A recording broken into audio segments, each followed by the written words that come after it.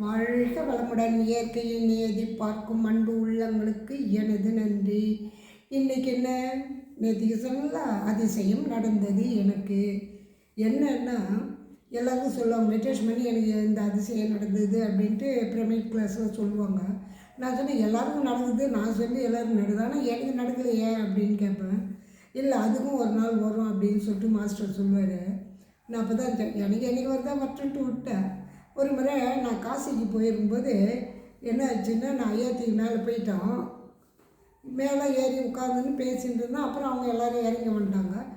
நானும் இறங்கலை. ஏன்னா நான் என் பின்னாடி இப்போ இந்த பக்கம் திரும்பி பார்த்து பேசியிருந்தவங்க அப்படியே கிளம்பிட்டு இருக்கிறாங்க, நான் வருவேன்ட்டு. அதை நான் கவனிக்கவே இல்லை. எல்லோரும் கிளம்பி போயிட்டாங்க. தேடுறேன், யாருமே இல்லை. நான் எப்படி கீழே இறங்கி வரத்துக்கும் பயமாக இருக்குதுல்ல, முன்ன பண்ண தெரியாது, ஏரியாவில் எங்கே இறங்குது, எப்படி வழியணும்னு தெரியாது. நான் அப்போ வந்து தனியாக இருந்தேன். ஏன் பிரபஞ்சம், நான் உன்னை கேட்டேனா, காசி வரணும்னு நான் உன்னை கேட்டேனா, எதுக்கு நீ இட்டுன்னு வந்து இங்கே இது மாதிரி பண்ணுறேன், எனக்கு ஒன்றுமே தெரியல. இப்போ நான் எங்கே போய் நிற்கிறது, நீ என்ன செய்ய போகிற செய், நான் இப்போ ஆனால் இப்படியே தான் நிற்பேன்னு. நின்று வரும்போது ஒரு போலீஸ்காரர் வந்து, நான் தமிழ் பேசுகிறது அவருக்கு புரியல. அவரு சொல்கிற தெலுங்கோ இந்தியா எனக்கு புரியலை. சரி, என்ன தான் நடக்குது பாருன்னு அப்படியே நின்றுந்தேன். அப்போ வந்து ராமேஸ்வரத்துலேருந்து ஒருத்தர் வந்திருந்தாங்க, டூர் வந்திருந்தாங்க. அவங்க ஆம்டம் ரெடி 2 பேரும் தம்பதிங்க என்ன பண்ணாங்க, மேடம் நீங்கள் வாங்க, நான் உங்களை கீழே இட்டு போய் விட்டுடுறேன், எந்த இடம் சொல்லுங்கள், நாங்கள் எங்கள் பஸ்ஸில் இட்டு போய் விட்டுருந்தேன். ஏங்க, நீங்கள் வந்து தெலுங்கா தமிழா எல்லாம் 2 கலந்தா, எனக்கு ஒன்றுமே தெரியாது, எப்படிங்க உங்ககிட்ட சொல்கிறதுன்னா. இல்லைம்மா, நம்ம தமிழ் தான் அப்படின்னு. ராமேஸ்வரம் கூட வந்துடுங்க, அங்கேருந்து கூட நீங்கள் காஞ்சிரம் போகலாம் அப்படின்னு சொன்னாங்க. இல்லை இல்லை, உங்களை நம்ப முடியாது அப்படின்னா. சரிம்மா, உங்கள் அட்ரஸ் இதுவாக இருக்கக்கூடிய எந்த வண்டியில் வந்தீங்க, அந்த ஏஜென்ட் யார் அப்படின்லாம் கேட்டாங்க. சார், எனக்கு ஒன்றுமே தெரியாது, என் ரிலேஷன் இட்டுமா இருந்தாலும் பின்னாடி வந்தால் தான், ஏன் எதுக்கு என்னமே நான் கேட்டதும் கிடையாது, அவரோட நேமும் எனக்கு தெரியாது அப்படின்னு. என்னம்மா அப்படி பண்ணுறாங்க. அதுக்குள்ளே என்ன பண்ண, ஜனங்க கூப்பிட்டாங்க. நான் இட்டு போகிறேம்மா, நீ இட்டு போகிறேன்னு அந்த தெலுங்கில் அந்த ஆட்டோக்காரங்களாம். நான் சொன்னேன், ஏங்க நீங்கள் நான் திட்டத்துக்கு நான் அவங்கள புரியா போகுது, நான் யாரும் உங்களை கூப்பிட்டேன்னா, நீங்கள் வேலையை பார்த்துட்டு போங்க, நான் என்ன செய்யணுமோ நான் செஞ்சுக்கிறேன்ட்டேன். அப்போது அந்த தம்பதிங்க உடலை இருங்க, நாங்கள் ஒருத்தர் தெரிஞ்சுக்கிறாங்க, அவங்ககிட்ட சொல்கிறேன், அவங்களுக்கு வந்து ஆட்டோக்காரெலாம் தெரியுமா நான் தெரிஞ்சுக்கலாம் நம்ம அப்படின்ட்டு. ஏன்னா அவங்களுக்கு இது இட்டுன்னு வந்தாங்களா, அவங்கள பிடிச்சி கேட்டுக்கிறாங்க. அதில் ஒரு ஏஜென்ட்டு என்ன பண்ணிக்கிறாங்க, உங்கள் பேர் சொல்லுமா, அந்த எந்த டூரில் வந்தீங்கன்றது காஞ்சிரம்னு சொல்லிட்டு அதில் எத்தின்னு வருது, எந்த பஸ் என்னன்னு தெரியும், அதெல்லாம் தெரியாதுங்க. சரி, தங்குற இடம் எங்கே தங்கியிருந்தேன்னா எதோ சத்திரம் பேர் தெரியுமா, அதுவும் தெரியாது. ஏன்னா எனக்கு எதையுமே கண் மாட்டேன், இட்டு போனால் அவங்க பின்னால் போவான், அவங்க பின்னால் தான் வரும். எனக்கு அதை பற்றி, ஏன்னா முதல் விருப்பம் இருக்கணும், விருப்பமும் இல்லை. சரி கூப்பிட்டாங்களேன்னு போயிட்டேன்.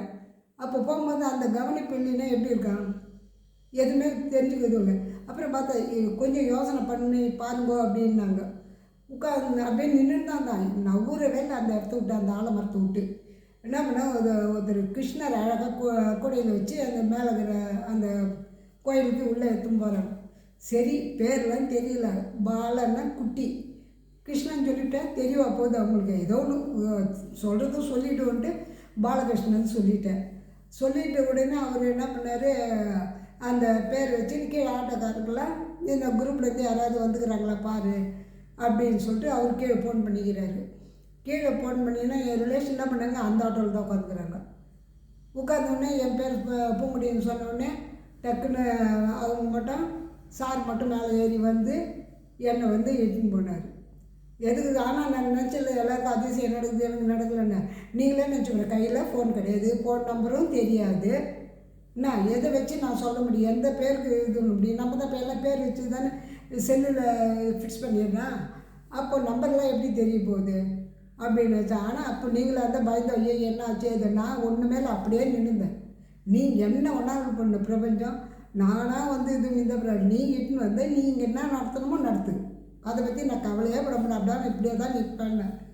அப்புறம் அவங்க வந்து என்னை கேட்டு போன பிறகு ரொம்ப எல்லாம் கஷ்டப்பட்டாங்க ரிலேஷன்லாம். நீ ஏன் வந்தது கூட பார்க்கலையா என்ன, இல்லை நீங்கள் தானே எங்கள் பின்னாடி பேசியிருந்தீங்க, போகும்போது நீங்கள் குரல் கொடுத்துருக்கலாம்ல அப்படின்னா. அவங்க ரொம்ப பயந்துட்டாங்க. இது வேறு என்னடா இது, பசங்களுக்கு என்ன பதில் சொல்கிறதுன்னு ஒரு மாதிரி இதுவாகிட்டாங்க. அப்போ தான் நினச்சின்னு, ஓ பிரபஞ்சம் இந்த அதிசயத்தை நடத்துறதுக்கு தான் காசியில் போயிட்டு இப்படி இது அவங்க வந்துட்டு. அதுவும் பாருங்கள் எப்படி, நான் ஒருத்தர்கிட்ட சொன்னது தம்பதியர், அவங்க ஒருத்தர்கிட்ட சொல்லும்போது பேரும் தெரியாது ஒன்றுமே தெரியாத நிற்கும்போது அந்த பிரபஞ்சம் எப்படி அந்த வார்த்தையை சொல்லிடுது பாருங்க. அவங்க நேம் கரெக்டாக வரா மாதிரி அதுவும் அவங்க இவர் சொல்லும்போது அதே ஆட்டோவில் அவங்க எங்கள் ரிலேஷன் இருக்கிறாங்க. எந்த அளவுக்கு நடந்துக்குது.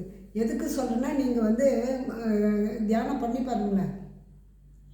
பிரமிட் தியானம் பண்ணும்போது 3 மடங்கு அதிக சக்தி கிடைக்கும் நம்மளுக்கு. அதில் உங்களுக்கு என்னென்ன வேணுமோ கேட்டு பாருங்கள், நடக்குது. தொடர்ந்து பார்க்கலாம். வாழ்க வளமுடன். சப்ஸ்கிரைப் பண்ணுங்கள், கமெண்ட் பண்ணுங்கள். வாழ்க வளமுடன்.